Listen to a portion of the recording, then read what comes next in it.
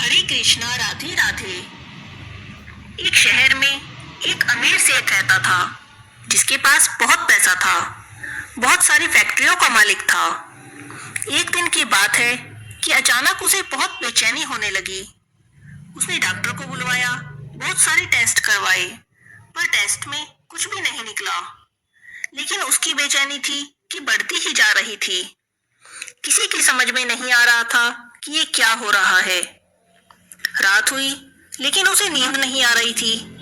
नींद की गोलियां डॉक्टर ने दी, पर नींद आने को तैयार न थी। ना उसे नींद आ रही थी और ना ही उसकी बेचैनी कम होने का नाम ले रही थी। रात में उठकर बगीचे में घूमने लगा। थोड़ी देर बाद उसे लगा कि बाहर उसे अच्छा लग रहा है, तो वह घूमता घूमता सड़क पर निकल गया। चलते चलते उसके मन में बहुत सारे विचार आ रहे थे। अब वह घर से बहुत दूर निकल आया था और थक भी गया था। थकान की वजह से वहीं एक चबूतरे पर बैठ गया। वहां बैठकर उसे बहुत शांति मिल रही थी। वह थोड़ी देर वहीं बैठा रहा। इतने में एक कुत्ता वहां आया और उसकी चप्पल उठाकर भागने लगा। सेठ ने देखा तो वह अपनी दूसरी चप्पल उठाकर उस कुत्ते के पीछे भागने लगा ताकि उससे अपनी चप्पल वापस ले सके। वह कुत्ता पास बनी झुग्गी झोपड़ियों में घुस गया। अब सेठ बेचारा क्या करता, वह भी उसके पीछे पीछे चलता रहा। सेठ को पास आता देखकर कुत्ते ने चप्पल वहीं छोड़ दी और भाग खड़ा हुआ। कुत्ते को चप्पल छोड़कर भागता देखकर सेठ जी ने राहत की सांस ली और अपनी चप्पल पहनने लगे। इतने में ही सेठ जी को किसी के रोने की आवाज आई। वह आवाज की दिशा में बढ़े तो देखा वह आवाज एक झोपड़ी से आ रही थी। उन्होंने थोड़ी झांक कर देखा तो देखा वहां एक औरत फटे हाल मैली सी चादर पर दीवार से सटकर रो रही थी और कह रही थी, हे भगवान मेरी मदद करो। ऐसा कहे जा रही थी और रोती जा रही थी। सेठ के मन में आया कि यहाँ से वापस चलो, कहीं कोई गड़बड़ ना हो जाए।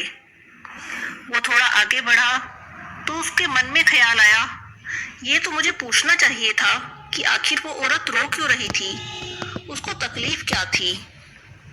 सेठ जी ने अपने दिल की आवाज सुनी और वापस जाकर दरवाजा खटखटाया।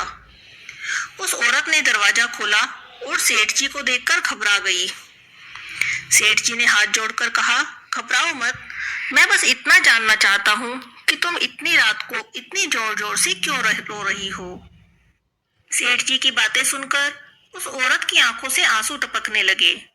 पास ही एक मैली सी चादर पर बैठी अपनी 7-8 साल की बच्ची की ओर इशारा करते हुए रोते रोते वह औरत कहने लगी, मेरी बच्ची बहुत बीमार है, लेकिन इसके इलाज के लिए मेरे पास पैसे नहीं हैं। मैं तो घरों में जाकर झाड़ू पोछा करके जैसे तैसे हमारा पेट पालती हूँ। अब मैं इसके इलाज के लिए पैसे कहाँ से लाऊं? सेठ ने कहा, तो किसी से मांग लो। इस पर औरत बोली, मैंने सबसे मांग कर देख लिया, खर्चा बहुत ज्यादा है, इसीलिए कोई देने को तैयार नहीं है। सेठ ने कहा, तो ऐसे रात को रोने से क्या होगा? क्या रात को रोने से तुम्हें पैसे मिल जाएंगे? औरत ने कहा, कल यहाँ से एक साधु बाबा गुजर रहे थे। मैंने उनको अपनी समस्या बताई तो उन्होंने कहा, बेटा तुम सुबह 4 बजे उठकर अपने भगवान से मांगो। तुम्हारी जो भी परेशानी है रो कर गिड़गिड़ा कर उसी से कहो, वो सबकी मदद करता है, तुम्हारी भी मदद करेगा। मेरे पास इसके अलावा कोई चारा नहीं था, इसीलिए मैं रो रो कर भगवान से मांग रही थी। यह सब सुनकर सेठ जी का दिल पिघल गया। उन्होंने तुरंत फोन किया और एम्बुलेंस बुलवाई। लड़की को हॉस्पिटल में एडमिट कराया। डॉक्टर ने उसके खर्च का 1.5 लाख का खर्चा बताया, तो सेठ ने उसकी जवाबदारी अपने ऊपर ले ली और उसका इलाज कराया। उस औरत को अपने यहाँ नौकरी दी और अपने यहाँ बंगले में सर्वेंट क्वार्टर में जगह दी। उस लड़की की पढ़ाई का जिम्मा भी खुद सेठ ने ले लिया। वो सेठ कर्म प्रधान तो था ही, पर नास्तिक था। अब उसके मन में सैकड़ों सवाल चल रहे थे, क्योंकि उसकी बेचैनी उसी वक्त खत्म हो गई थी जब उसने एम्बुलेंस के लिए फोन किया। अब वह सोचने लगा, आखिर यह कौन सी ताकत है जो मुझे वहां तक खींच कर ले गई? क्या यही भगवान है? और यदि यही भगवान है तो सारा संसार आपस में धर्म और जात पात के लिए क्यों लड़ रहा है? क्योंकि ना तो मैंने उस औरत की जात पूछी और ना ही ईश्वर ने मेरी जात देखी। बस ईश्वर ने तो उसका दर्द देखा और मुझे घुमाकर उस तक पहुंचा दिया। अब सेठ समझ चुका था कि कर्म के साथ सेवा करनी भी कितनी जरूरी है, क्योंकि इतना सुकून तो उसे जीवन में कभी नहीं मिला था।